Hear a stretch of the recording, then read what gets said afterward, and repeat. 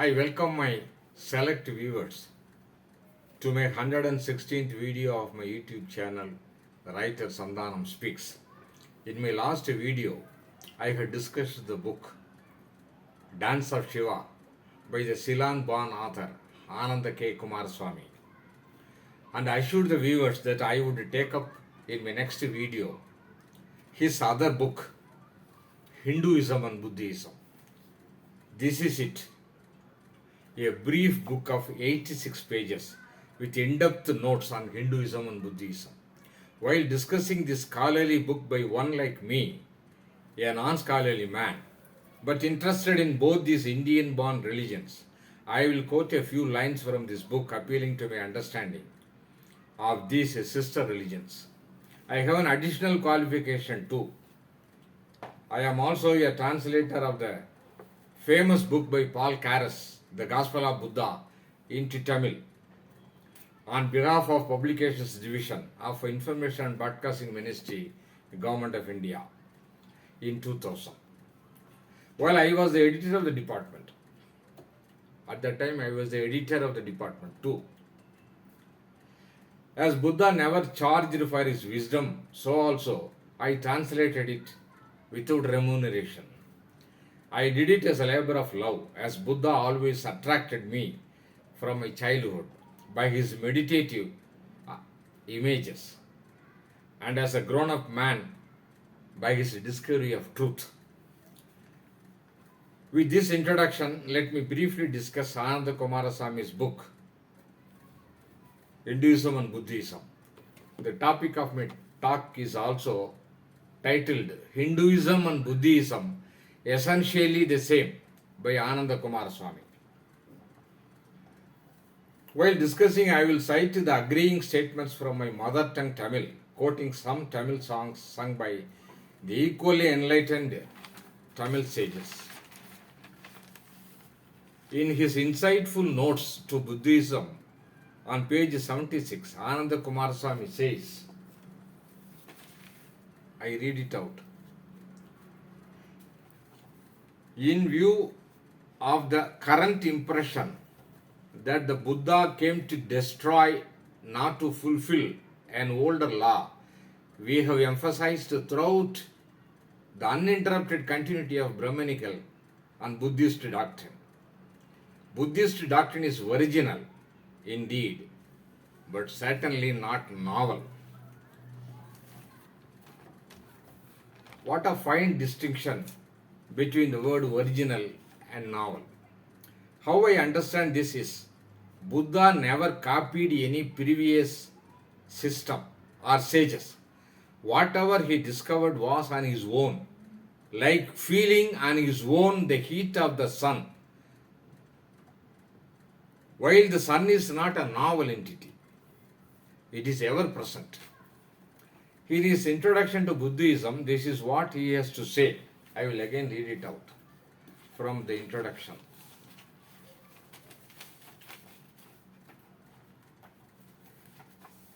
The more specifically one studies Buddhism, the more it seems to differ. The more it seems to differ from Brahmanism, in which it originated. The more profound our study, the more difficult it becomes to distinguish Buddhism from Brahmanism. Brahmanism here is Hinduism. Or to say in what respects, if any. Buddhism is really unorthodox. The repeated distinction of the true Brahman, within quote, from the mere Brahman by birth, is one that had already been drawn again and again in the Brahmanical books.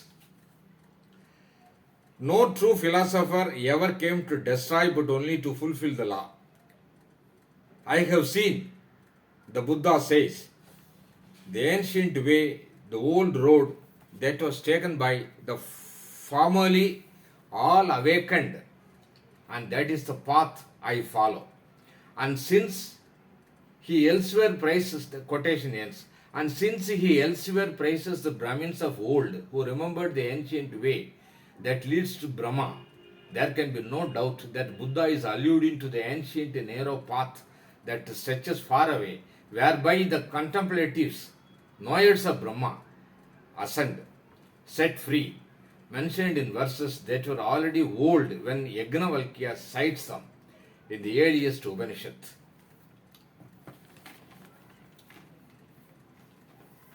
In this context, let me quote one of the Tamil sages much admired for his wisdom, Tirumular. பத்தியை விற்றுண்டு பகல் பொழுது கழித்திடும் மத்தகர்களுக்கென்றும் மறுபிறப்பு உள்ளது. வித்துக்கு உற்றுண்டு விளைநிலம் பாழ் செய்யும் பித்தர்களுக்கென்றும் பிறப்பில்லைதானே.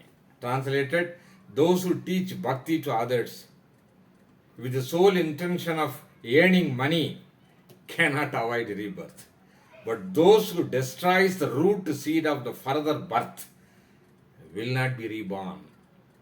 The above is the poem by a so-called Hindu sage who called the ultimate truth as a Shiva. But the above words could have well been uttered by Buddha himself. Because the signature tune of Buddha is no different from that of Hinduism, that is to destroy the seed of desire which gives birth to rebirth and redeath. The first noble truth of Buddha is life is dukkha, and the second noble truth is the cause of dukkha, that is desire. This is also the cardinal principle of Hinduism. Listen to one Taimanavar, the Hindu sage of Tamil. ஈனம் தரும் நாடு இது எனக்கு வேண்டாம் என்று ஆனந்த நாட்டில் அவதரிப்பது எக்காலம். When I am going to reach that heaven, leaving behind me this world of this life of dukkha. In fact, both Hinduism and Buddhism are mere label attributed to the code of wisdom preached by the sages born pre-Buddha and post-Buddha. But then why the so-called scholars make a wedge division between these two systems? Their superficial answer is why Buddha spoke differently and defeated the teachers of other religions, particularly the Hinduism, by arguments. Ananda Coomaraswamy's as well as my answer is history in its course always throws up unique flowers depending upon the circumstances. In course of time, ritualistic cobwebs grow around the pure wisdom preached by sages, and the later born sages clear the cobwebs around it. And hence, to a penetrating, impartial eye like that of Ananda Coomaraswamy, Hinduism is no different from Buddhism. History also reveals when the same Buddhism dominated India, it was left to philosophers and sages like Adi Shankara to clear the cobwebs of Hinduism. Shankara was even dubbed as the disguised Buddha, Prachanna Buddha, or Crypto Buddha, even by Ramanujacharya. Shankara spoke the words of Buddha, who earlier spoke the words of Upanishadic rishis like Yajnavalkya and Yoga Vasishtha. To cite an example, Buddha said, things have no substance, within quote. Yoga Vasishtha says, quote, when nothing is worth acquiring, nothing is worth renouncing. Even science now has found out, if you go on dividing the matter, you come to nothing. So what is a great pride for oneself to take that I have renounced? You have acquired nothing. So where is the question of renouncing it?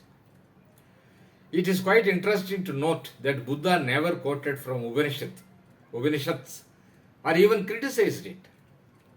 Hence it is wrong to say that Buddha is anti-Upanishadic, anti-Hinduism. He criticized only the later violence connected with the sacrifice like animal sacrifice and superstitions. The Indian Hindu sages like Ramana Maharishi and Sri Ramakrishna Paramahamsa kept Buddha on a pedestal, paying respects. There is a revealing conversation on Buddha in the book Gospel of Buddha on Ramakrishna.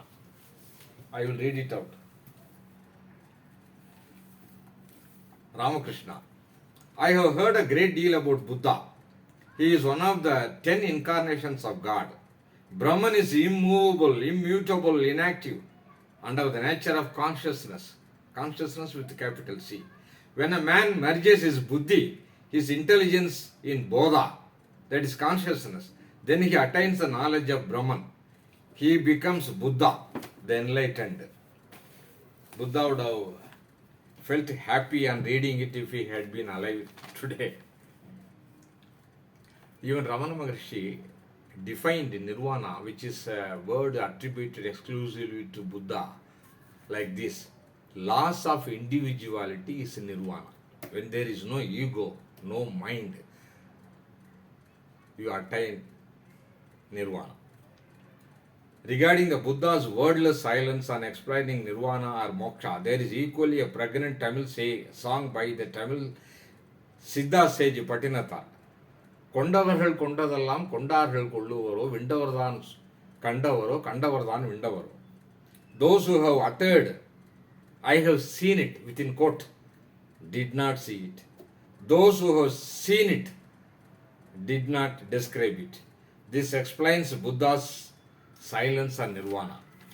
All the sages, irrespective of religion, say it unanimously that the human mind is absent at that stage. That is stage of nirvana. While the mind is absent, where could the words be coming from? Listen to the Kena Upanishad.